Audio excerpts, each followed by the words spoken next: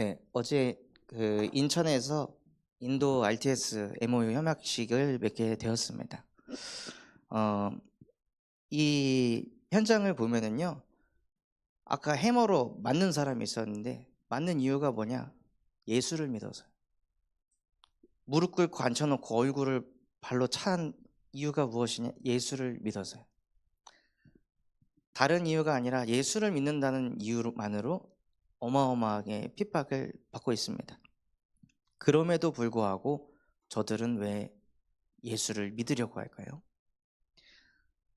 원래 인간은 하나님의 형상대로 창조된 영적 존재이기 때문에 하나님과 함께 하고 싶어 합니다.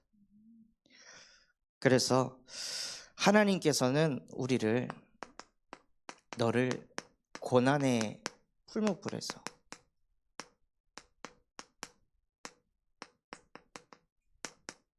택했다고 말씀하셨습니다. 저는 의식주 문제를 해결하려고 하나님을 믿지 않았습니다. 성공하고 싶어서 하나님을 믿은 게 아닙니다. 안 아프고 싶어서 하나님을 믿은 게 아닙니다. 저는 하나님과 함께하고 싶어서 하나님을 믿습니다.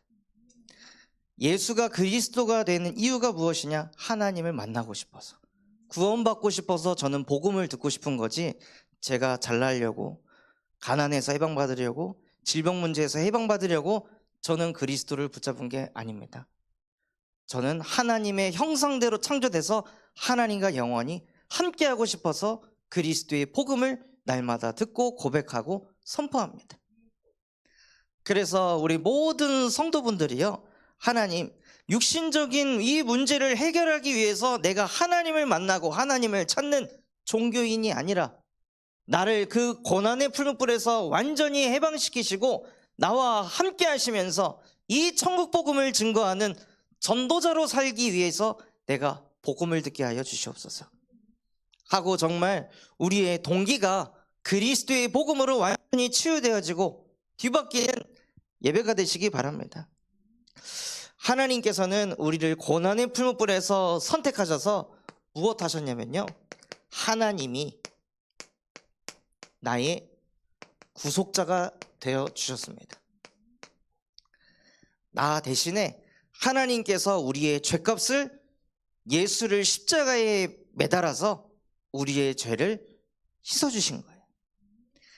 내가 값을 치르지 못하니 하나님께서 대신 값을 치러주셔서 하나님이 나의 구속자가 되어주셨습니다. 그럼 그 하나님께서 우리에게 무엇을 가르치려고 하실까요? 지난주 말씀에 나는 너의 구속자이고 나는 너에게 유익한 것을 가르친다고 말씀하셨습니다.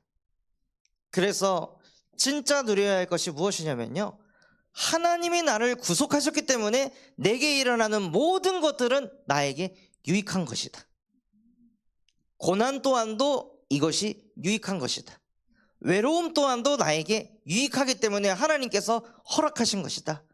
내게 나타나는 상황과 현실을 나 중심으로 해석하지 않게 하시고 나의 구속자 대신 하나님의 마음을 가지고 세상을 바라볼 수 있도록 하나님 내게도 성령의 충만함을 주시옵소서. 어떤 상황 속에서도 하나님은 우리를 외면하지 않고 버리지 않고 축복하고 복주고 복주기를 원하시는 하나님이십니다. 그 하나님의 마음을 깨닫고 누릴 때요, 우리가 마땅히 행할 길을 알게 하십니다. 우리가 행할 길이 무엇입니까? 내 안에서부터 말씀 운동을 일으키는 겁니다.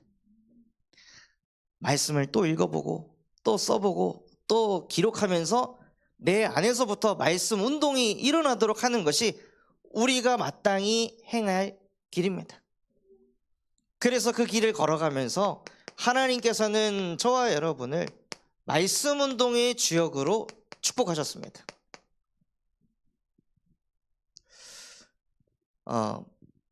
지난주부터 제가 계속 혈관을 보고 있는데 그것 때문에 막 힘이 빠지고 주저앉고 싶고 그런 생각들이 몰려오는데요, 하나님께서 제게 마땅히 해야 할 길인 말씀을 또 읽고 또 듣고 또 쓰는 그 시간을 계속 가지니까요, 질병에 눌릴 것이 아니라 질병이 있지만 나는 하나님께 택함받은 왕 같은 제사장이다.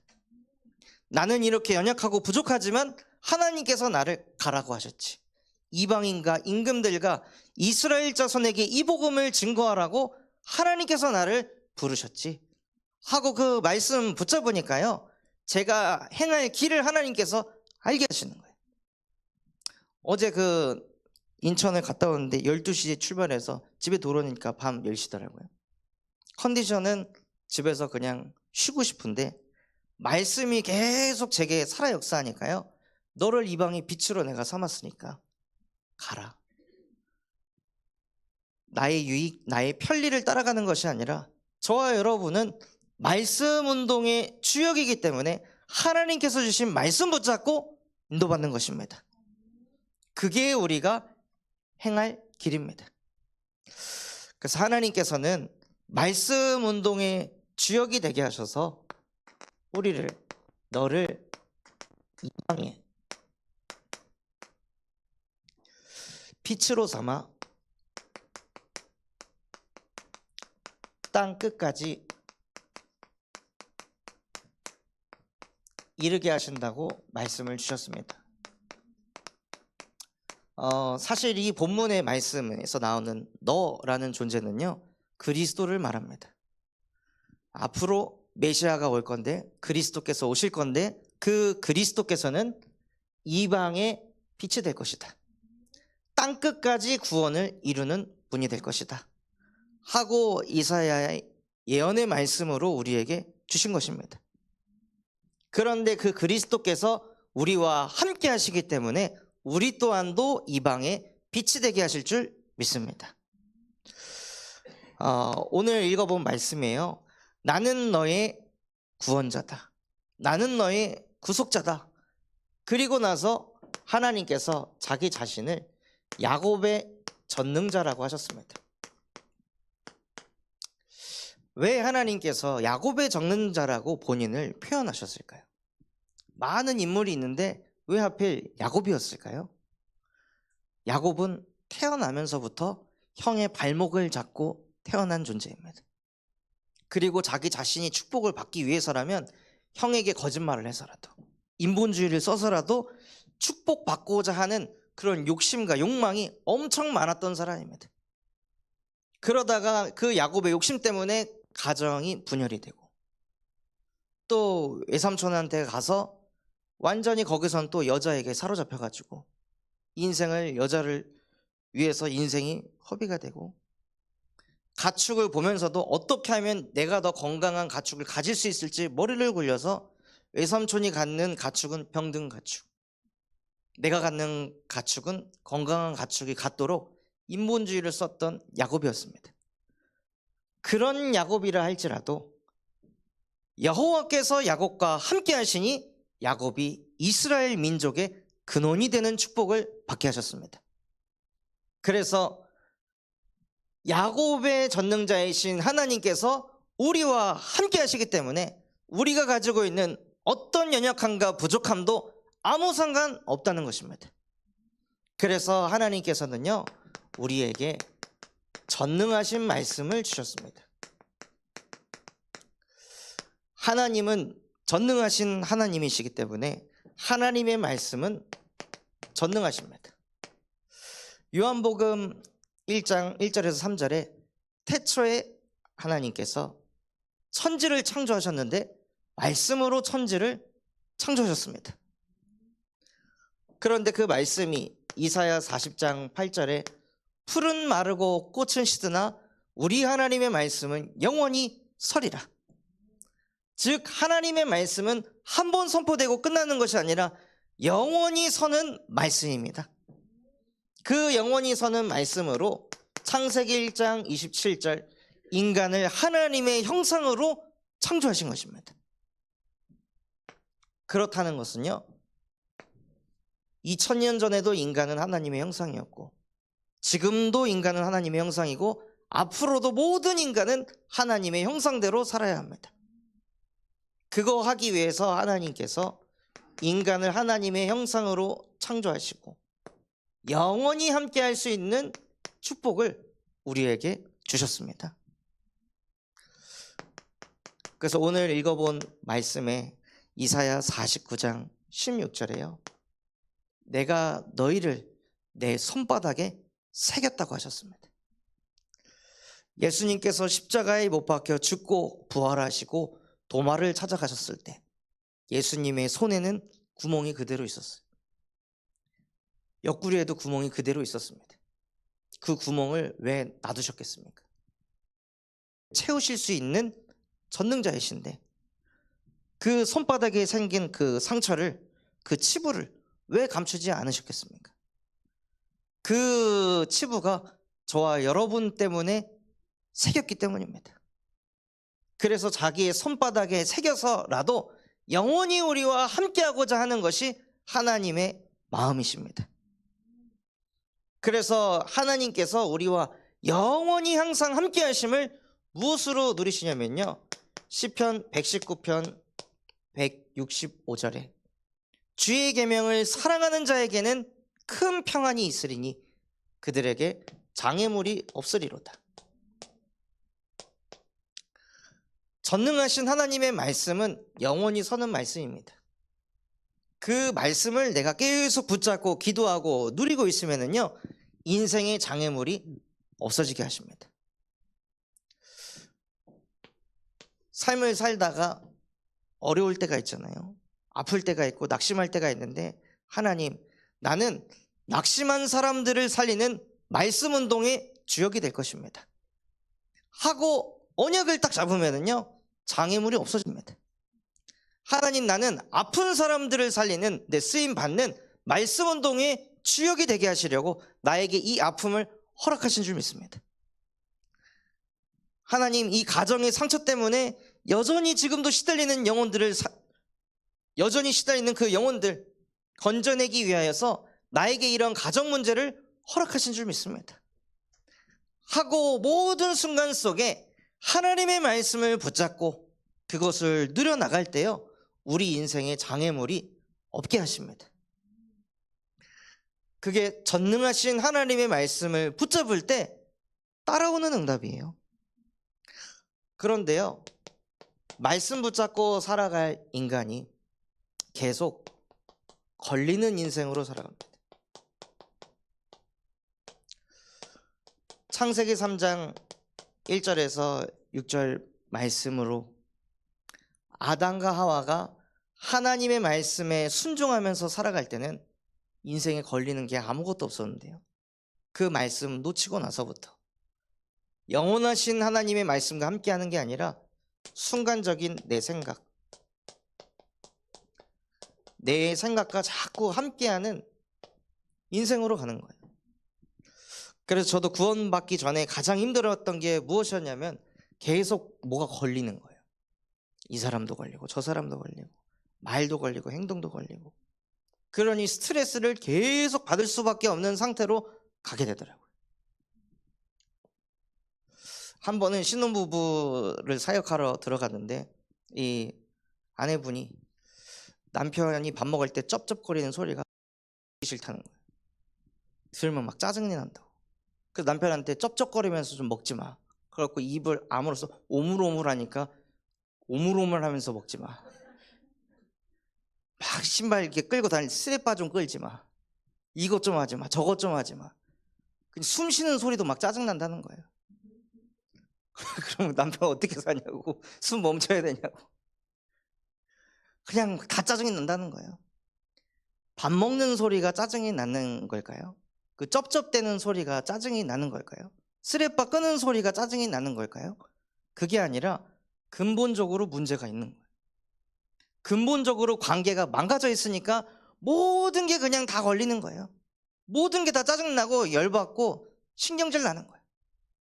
고치라고 해서 고쳤는데 고쳐진 그 모습이 조롱하는 것처럼 느껴지고, 쩝쩝거리지 말라고 해서 오물오물 막 씹는데 막 나를 막 더 열받게 하는 것 같고, 인간이 하나님과 함께 해야 되는데 그 함께를 놓치고 내 생각에 딱 잡혀 있으니까요, 그 내 생각과 맞지 않는 모든 게 그냥 다 걸리는 거예요.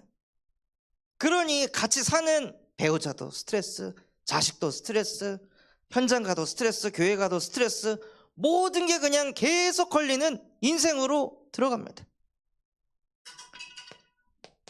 그런데 그 내 생각의 근원이 어디서부터 나옵니까? 육체와 마음이 원하는 대로. 말씀이 기준이 아니고요. 다 그냥 내 육체, 내 마음, 그 속에서 나오는 그 생각들을 가지고 모든 것들을 판단하고 정죄하니까 걸릴 수밖에 없는 거예요. 세상을 내가 창조한 게 아니잖아요. 사람을 내가 창조한 게 아니잖아요. 분명히 태초에 하나님께서 천지를 창조했다고 말씀하셨잖아요. 그럼 모든 기준을 하나님의 말씀을 가지고 바라봐야 되는데 그것을 내 생각 가지고 내 기준 가지고 바라보니까 계속 얻어 걸릴 수밖에 없는 거예요. 그리고 그것이 반복이 되니까 어떤 상태가 되냐면요, 고린도후서 10장 4절에서 5절 말씀처럼 그 생각이 반복이 돼서 선택이 되고 그 선택이 반복이 돼서 체질이 되니까 나중에는 견고한 진이 돼버립니다. 이제는 그 생각에서 못 나오는 거예요.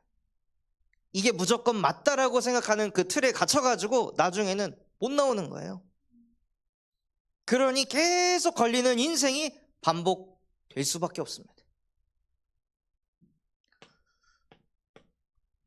수많은 사람들이 하나님의 형상을 잃어버리고 하나님의 말씀과 아무 상관없는 내 생각, 내 기준, 내 감정 갖고 계속 살아가니까요, 나중에는 그게 견고한 진이 되고 그게 그 사람에게 진리가 돼버립니다. 깨뜨리질 못하고 그냥 거기에 잡혀서 계속 끌려갈 수밖에 없는 거예요. 그래서 저 또한도 이 속에 있으니까 계속 스트레스 받아서 몸 아프고 병들고 그 흐름으로 가더라고요. 그래서 하나님께서는요, 계속 걸릴 수밖에 없는 이 인생 속에 그리스도를 보내주셔서 나의 전능자가 되어주셨습니다. 왜 또 나는 내 생각이 맞다고 생각할까? 또 나밖에 모를까? 아무리 우리 스스로를 판단하고 정죄해도 안 바뀝니다. 안 고쳐집니다. 진짜 근본의 문제는 아담과 하와의 선악과 사건으로 시작된 그 영적인 대물림 속에서 내가 존재하는 거기 때문에요, 아무리 나를 바꾸고 갱신하려고 하면 할수록 더 시달리고 더 답답하고 더 짜증납니다. 그래서 그러한 내 생각을 바꾸고 고치기 이전에 그게 올 수밖에 없는 근본 문제 속에 창세기 3장 15절 여자의 후손을 보내셔서 하나님 말씀 붙잡지 못하게 하고 또 내 생각 붙잡게 만드는 뱀의 머리를 상하게 할 것이다 하고 우리에게 여자의 후손 대신 예수 그리스도를 보내주신 것입니다.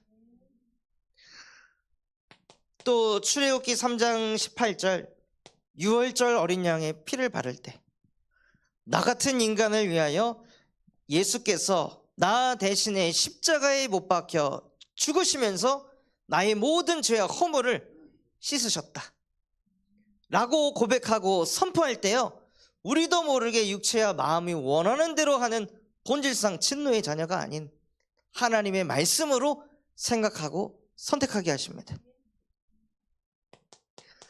또 이사야 7장 14절 보라 처녀가 잉태하여 아들을 낳을 것이니 그의 이름을 임마누엘이라 하리라. 이는 하나님이 우리와 항상 함께 계심이라. 인생에 장애물이 있다고 느껴지십니까? 그 상황 속에서도 하나님은 나와 함께 하십니다. 내가 넘지 못하는 그 장애물이라 할지라도 하나님에게 불가능한 것은 없습니다. 오늘 말씀에 네가 헐벗은 산에 있더라도 너를 위한 풀밭이 따로 있다고 하셨어요. 하나님이 함께 하시면 그 어디든 하나님의 나라가 됩니다. 그래서 계속 걸릴 수밖에 없는 하나님 떠나 죄 가운데 빠져 사단에게 잡힌 이 근본의 문제를 예수께서 십자가에 못 박고 단번에 끝내버리셨습니다. 이게 내게 안 되더라도 이거를 자꾸 고백하고 선포하시는 거예요. 견고한 진이 입니까? 아, 피곤하다. 피곤하다. 피곤하다. 피곤하다. 계속 각인하면은요, 견고한 진이 돼서 몸이 쫙 처지고 땅속으로 기어 들어갑니다. 한순간에 오는 게 아니라요, 계속 나에게 각인을 시키니까 나도 모르게 그 진이 세팅이 되는 거예요. 아프다. 계속 각인하니까 그게 진이 돼서 무너집니다. 그 아프다는 생각, 힘들다는 생각, 피곤한 생각을 해도 역사가 일어나는데, 예수 그리스도께서 십자가에 모든 문제를 못 받고 끝냈다는 것을 계속 고백하면 어떤 일이 벌어지겠습니까?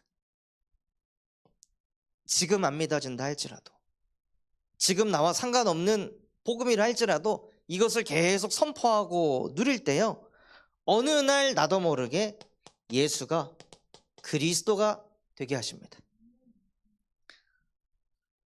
그 그리스도가 되어질 때 음부의 권세가 무릎 꿇습니다.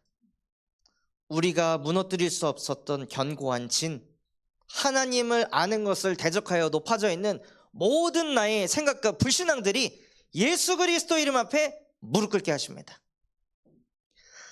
그리고 그리스도는 누구시냐?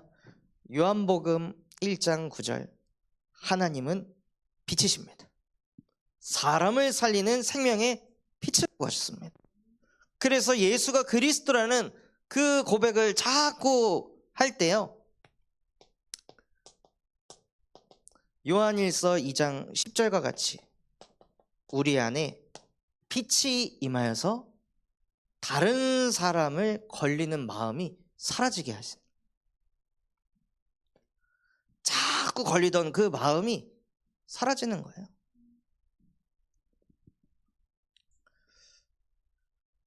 그 신혼부부 현장에서 계속 말씀 운동을 펼치니까요, 나중에는 그 쩝쩝거리는 소리도 듣기 싫고 오물오물하는 소리도 듣기 싫고 막 경멸했던 그 분에게 빛이 들어가니까 그냥 남편의 존재 자체가 좋다는 거예요.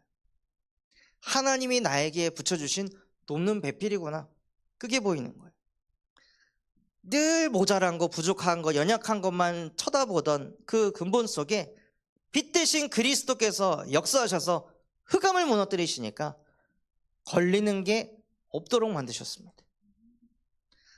그래서 하나님께서 우리의 전능자가 되시면요, 우리의 형제가 걸리지 않습니다.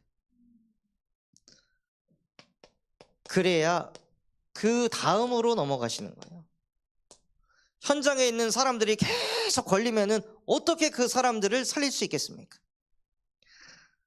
이걸 넘어가게 되면 하늘과 땅의 모든 권세를 가지신 그리스도께서 우리와 함께 하시면서 우리를 통해 세계복음화를 이루어 가십니다.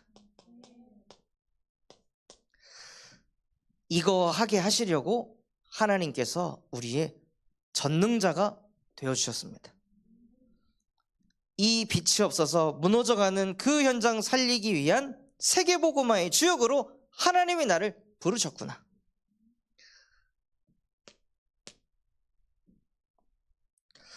그래서 우리를 세계복음화의 주역으로 부르셔서요, 우리를 이방의 빛이 되게 하십니다.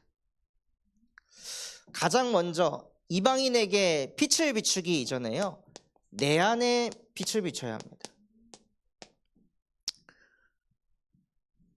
그래서 요한일서 1장 5절에 하나님은 빛이시다.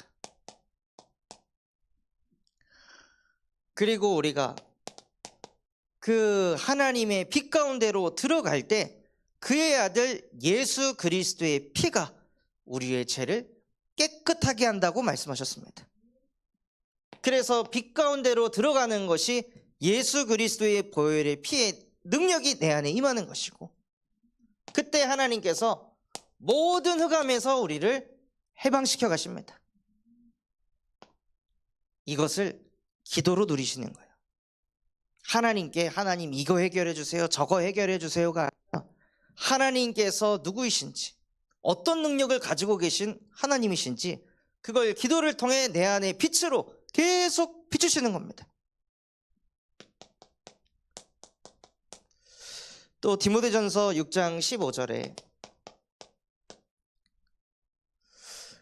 하나님께서는 만왕의 왕이요 만주에 주시며 하늘과 땅의 모든 권세를 가지신 그리스도이십니다. 그분께서 지금 나와 항상 함께하고 계십니다.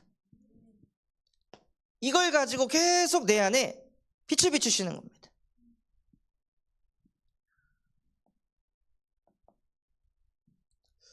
제가 그 군대에 가서 이등병이었을 때요, 병장을 움직이게 했던 적이 있었는데, 그때가 어느 때였냐면요, 그 병장님이 체단실에서 탁구를 열심히 치고 있었어요. 근데 가서 이등병인데 김병장님, 행보관님께서 부르십니다 하면 제 말을 듣고 움직입니다. 제가 계급이 훨씬 낮은데도 불구하고 행보관님께서 찾으십니다 하면 탁구 치다가 욕 한 번 하고 왜 부르는데 모르겠습니다 하고 뛰어갑니다. 저보다 힘이 세고 권력이 있는데요, 제 말에 순응을 하는 거예요. 왜냐하면 그 사람보다 더 권력 있는 분의 말을 전달하니까. 우리가 하나님의 말씀을 그렇게 누리는 겁니다. 나는 힘이 없고 연약하고 부족하지만 내가 믿는 하나님은 빛 대신 하나님이십니다. 내가 믿는 예수 그리스도께서는 모든 죄를 해방시키실 수 있는 그리스도이십니다. 내가 믿는 하나님은 만왕의 왕이며 만주의 주시고, 내가 믿는 그리스도께서는 하늘과 땅의 모든 권세를 가지신 그리스도이십니다. 그분이 나와 함께하는데 내 인생에 장애물이 어떻게 있을 수 있겠습니까? 이 또한도 정복하고 다스릴 줄 믿습니다. 그래서 창세기 17장 1절에요, 나는 전능한 하나님이라 너는 내 앞에서 행하여 완전한 자가 되라. 우리가 하나님의 말씀을 붙잡을 때 완전한 자가 되는 것입니다. 그리고 그리스도께서는 빌립보서 3장 10절에 부활의 능력을 가지신 그리스도이십니다. 부활하신 그리스도께서 나와 항상 함께하여 주시옵소서 하고 내 안에 하나님을 가지고 계속 기도하시기 바랍니다. 하나님에게 이거 해결해 주세요, 저거 해결해 주세요 하면서 자꾸 뭐를 달라고 하는 것이 아니라 하나님이 우리에게 주신 것, 하나님 자기 자신을 내 안에 자꾸 담으시는 거예요. 그게 내 안에 빛을 비추는 것입니다. 그렇게 우리 안에 빛이 비춰질 때요, 하나님께서 저와 여러분을 현장에 빛이 되게 하십니다. 사도행전 1장 14절에 마가의 다락방으로 들어가서 오로지 기도하기에 힘썼습니다. 하나님이 누구신지, 그리스도가 누구신지, 무슨 일을 하셨는지 그것 붙잡고 계속 기도 속으로 들어가니까요, 하나님께서 그 현장에 많은 다민족들을 보내셔서 선교의 문을 여셨습니다. 즉 우리가 현장에서 진짜 사람을 살리고자 하는 전도운동을 하기 위해서는요, 현장에서 내 안에 빛을 계속 비출 때 하나님께서 역사해 가십니다. 또 사도행전 3장 1절에 베드로가 성전으로 갈 때 그 기도 시간을 계속 누리니까요, 하나님께서 베드로에게 안진뱅이라는 복음 필요한 사람을 붙여주신 겁니다. 찾아 돌아다닌 것이 아니라 자기가 있는 현장에서 내 안에 빛을 계속 비추니까 하나님께서 그 현장에 빛이 필요한 사람을 갖다 붙이신 거예요. 사실 원래 그 사람은 거기에 있었는데 안 보였던 거예요. 이 사람이 복음이 필요한 사람이라는 게 안 보였던 거예요. 수많은 사람들이 그 안진뱅이가 늘 성전 미문에 있었는데 그 사람에게 나사렛 예수 그리스도의 이름이 필요하다는 게 안 보였던 거예요. 다 어둠 속에 있으니까. 그래서 하나님께서는 정말로 저와 여러분이 그 현장에서 내 안에 자꾸 빛을 비춰서 그 빛이 이 현장에 뻗어가길 원하십니다.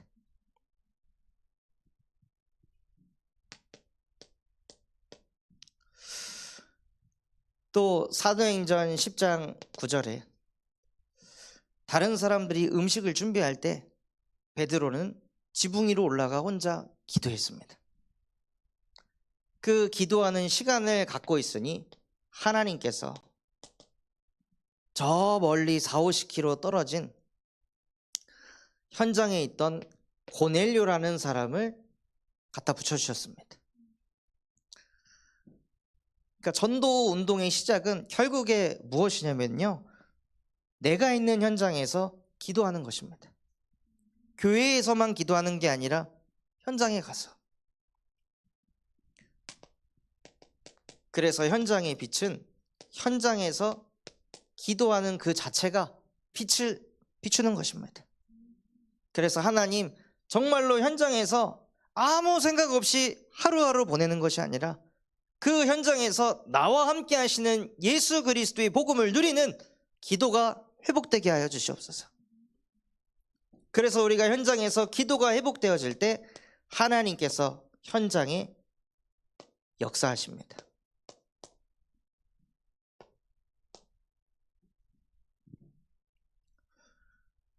제가 대학 현장에서 있을 때도 1시간 먼저 가서 다른 사람보다 먼저 가서 기도하고 청소하고 그 시간을 계속 가지고 있으니까요, 하나님께서 선배, 후배, 또 동기, 교수님 한 사람 한 사람씩 붙여주시더라고요. 어떻게 전도해야 되는지 모르겠는데 그냥 현장 가가지고 받은 말씀 다시 적고 다시 읽고 다시 읊조리면서 그 영혼들 이름 하나씩 하나씩 적어놓고 계속 기도하니까요, 하나님께서 그 사람들에게 복음이 증거되도록 문을 열어가시더라고요. 그래서 진짜 다른 응답이 아닌 현장에서 기도가 회복되게 하옵소서. 복음은 우리가 알고 있잖아요. 근데 이 복음이 내 것이 되기 위해서는 기도가 있어야 합니다. 계속 기도할 때 복음이 우리에게 뿌리가 내려지게 하세요. 그리고 하나님께서 우리를 이방의 빛으로 삼으셨습니다.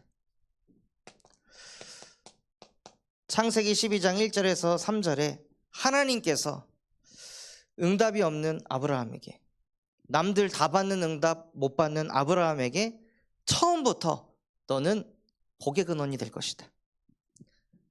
너는 세계 복음화의 주역이 될 것이다. 너는 세계 서밋이 될 것이다 하고 하나님께서 처음부터 아브라함을 세계 복음화의 주역으로 선택하시고 부르셨습니다. 우리 또한도 아브라함과 같이 내가 하나님 믿으면 하나님이 요거 해결해 주시지 않을까? 요걸 이뤄 주시지 않을까? 하는 동기가 있다 할지라도 하나님도 그 동기 아브라함이 있는 거 아셨잖아요. 그럼에도 불구하고 하나님은 전능하셔서 아브라함을 복의 근원이 되게 하셨습니다. 그 하나님께서 지금도 우리와 함께 하신다는 거예요. 또 출애굽한 이스라엘 백성들에게 내가 너희에게 전한 이 말씀을 삼가 듣고 지켜 행하면 모든 민족 위에 뛰어난 이름이 되게 할 것이다. 내가 너희를 세계 서밋으로 만들 것이다 하고 하나님께서는 한결같이 세계복음화의 주역이 되는 축복을 쏟아부으셨습니다. 또 이사야 60장 1절에요. 일어나라 빛을 발하라. 여호와의 영광이 내 위에 임하였느니라. 사람들이라고 안 돼 있고요. 나라들이, 임금들이 네 빛을 보고 오게 될 것이다 하고 하나님께서 우리를 세계의 빛을 비추는 세계의 빛으로 우리를 축복하셨습니다. 그래서 감사하게도 인도라는 현장의 문을 하나님께서 열어주셔서 인도 현장에 있는 20억 인구 그리고 3천 미전도 종족에게 복음을 전할 수 있도록 문을 열어주셨습니다.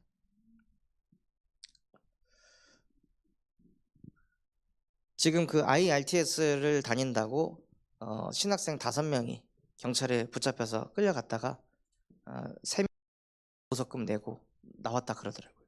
근데 아직도 2명은 경찰서에 잡혀 있는 상태.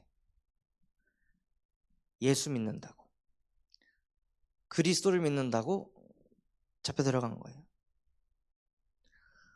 그런데 그 현장에 하나님께서 빛을 계속 비추시니까 그럼에도 불구하고 그 줌으로 전도학교를 인도하고 있는데요.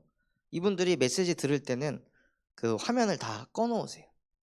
화면을 키면은 데이터가 너무 많이 나가니까 지출이 큰 거예요. 그 전도학교 일주일에 한 번 참석하려고 이분들은 한 끼를 굶어야 돼요. 그런 상황임에도 불구하고 이 복음의 말씀을 듣겠다고 하는 사람들이 곳곳에서 지금 일어나게 하고 계십니다. 그래서 우리가 하나님께서는 우리를 이방의 빛으로 부르셨는데 내 인생이 계속 걸리는 인생이 되면은요 못 가는 거예요. 하나님이 원하시는 그 길로 못 가고 맨날 걸렸다가 회복됐다가 걸렸다가 회복됐다가 이거 반복해야 합니다. 그래서 하나님, 언제까지 내가 이렇게 걸리는 인생 살아야 되겠습니까? 내 안에 빛이 비춰지게 하여 주옵소서. 세계복음화의 흐름 속으로 갈 수밖에 없는 빛의 능력이 내 안에 충만히 임하게 하여 주시옵소서 하고 계속 내 안에 빛을 비춰서 나를 넘어서 현장에 빛을 비추고 이방의 빛이 되는 주역이 되시기 바랍니다. 또한 우리나라에 들어와 있는 다민족들, 요즘에 거의 식당 가면은 거의 다 다민족이더라고요. 설거지하는 사람들, 치킨 튀기는 사람들 거의 다 다민족이더라고요. 그래서 이런 다민족들을 살리기 위해서 저희부터 그릇을 넓혀야 합니다. 다민족이 오면 우선 향도 다르거든요. 말투도 다르고 뭐도 다르고. 여수에서 다민족을 사역할 때 정말 향이 다른 거예요. 그런데 우리 안에 빛이 계속 비춰지면은요 다민족에게 뭐가 있든지 걸리지 않고 그 영혼에게 빛만 비추는 전도자가 되게 하십니다.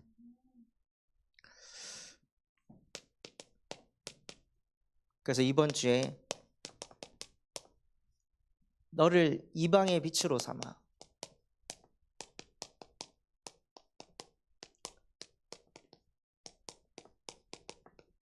땅끝까지 이르게 한다고 말씀하셨습니다. 오늘 본문 말씀의 1절에서 4절에 섬들아 내게 들으라, 먼 백성들아 귀를 기울이라. 여호와께서 태에서부터 나를 부르셨고 내 어머니 복중에서부터 내 이름을 기억했다고 하셨습니다. 그런데 그 예수 그리스도를 화살통에 감추셨다고 하셨어요. 이 예수 그리스도는 영세전부터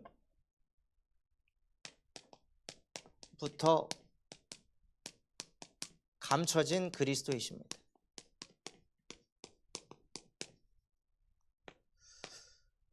그 감춰진 그리스도가 이제는 나타남신 바 되어서 무엇을 하시냐면 이방에 빛이 된다고 말씀하셨습니다. 또 하나님께서는 그 그리스도를 통해서 이스라엘이 그에게 모이게 하시고 또 이스라엘 지파 중에 보존된 자를 돌아오게 하시는데 그것은 매우 쉬운 일이라. 또 이방에 빛이 되어 열방 가운데 구원의 역사를 뻗어가게 하는 것이 그리스도께서 하실 일이십니다.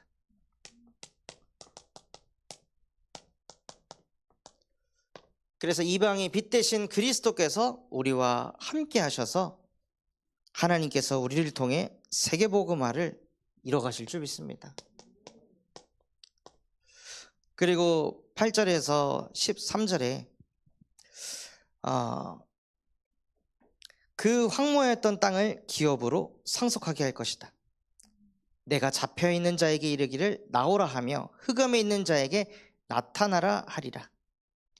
그들이 길에서 먹겠고 모든 헐벗은 산에도 그들의 풀밭이 있을 것인즉 그들이 줄이거나 목마르지 아니할 것이며 더위와 볕이 그들을 상하지 아니하리니 이는 그들을 긍휼히 여기는 이가 그들을 이끌되 샘물 근원으로 인도할 것임이라.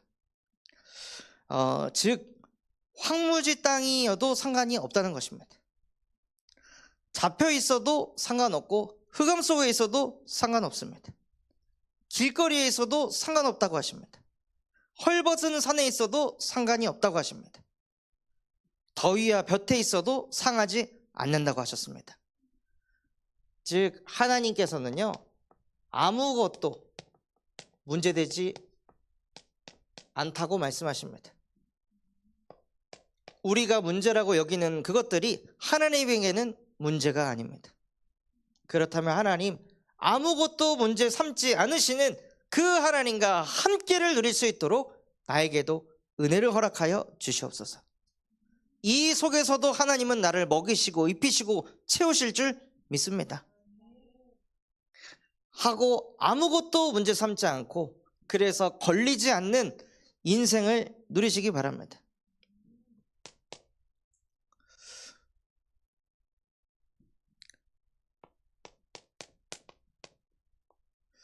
그리고 14절에서 16절에 어찌 어미가 젖을 물린 아이를 잊을 수가 있겠냐? 어찌 태 속에서 나온 아들을 잊을 수가 있겠냐? 그들은 잊는다 할지라도 나는 너희를 잊지 않을 것이다. 하나님은 어떤 상황 속에서도 저와 여러분을 잊지 않고 자기의 손바닥에 저와 여러분을 새길 만큼 사랑하시는 하나님이십니다. 그래서 하나님은 우리를 잊지 않으시는 하나님이세요.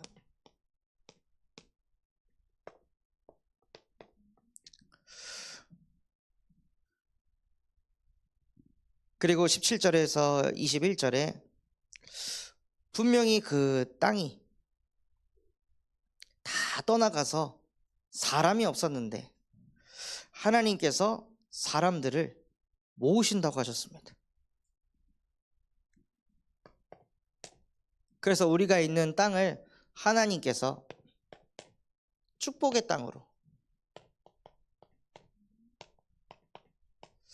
이 말씀을 읽고 묵상을 하면서도 너무 감사한 게 현대중공업이 군산에서 나가고 GM대우가 무너지면서 군산의 경제가 무너졌었는데 정말로 하나님께서 정확한 시간표 속에서 새만금을 통해서 이 군산을 전북을 다시 살리려고 하시는구나.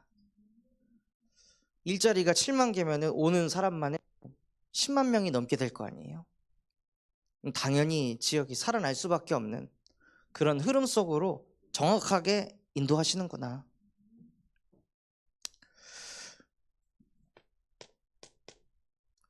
그리고 22절에서 23절에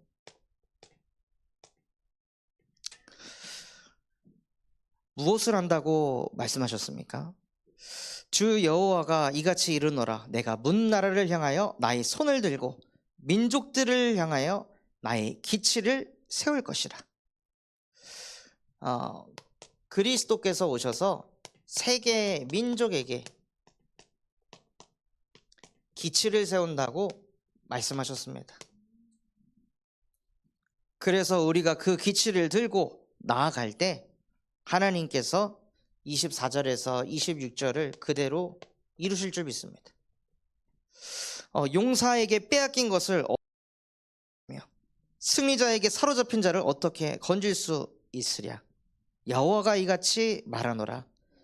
용사의 포로도 빼앗을 것이요 두려운 자의 빼앗은 것도 건져낼 것이니 이는 내가 너를 대적하는 자를 대적하고 내 자녀를 내가 구원할 것임이라. 하나님께서는 모든 것을 회복시킨다고 약속하셨습니다. 그래서 우리가 다른 것 붙잡는 것이 아니라 이방의 빛이 되는 예수 그리스도의 이름을 내 안에 자꾸 고백하고 선포하고 누릴 때 하나님께서 이 모든 것들을 이루어 가실 줄 믿습니다. 그래서 결론으로요, 빌립보서 3장 7절에서 9절에 내게 유익하던 모든 것을 해로 여김은 그리스도를 아는 지식이 가장 고상하기 때문이라. 하나님, 정말로 내가 유익하기 위해서 그리스도 이름을 붙잡는 게 아니라 내 육신의 유익, 내 경제의 유익, 내 자녀의 유익 때문에 그리스도를 붙잡는 것이 아니라 그것이 내게 해로 여겨질 만큼 오직 예수 그리스도만이 나의 유익이 되게 하옵소서. 그래서 그리스도의 이름 하나 붙잡았는데 하나님께서 그 이름 속에 있는 모든 축복들을 실제 다 가져오는 것을 확인하게 하시고, 그래서 이 그리스도의 이름을 깨닫지 못해서 계속 걸리는 인생 속에서 무너져가는 그 영혼들을 살리는 복의 근원으로, 전도자로 나를 사용하여 주옵소서. 그래서 정말 우리의 인생이 땅끝까지 이 복음만을 전달하는 전도자의 인생 되시기를 예수 그리스도의 이름으로 축원합니다. 우리 붙잡은 말씀 가지고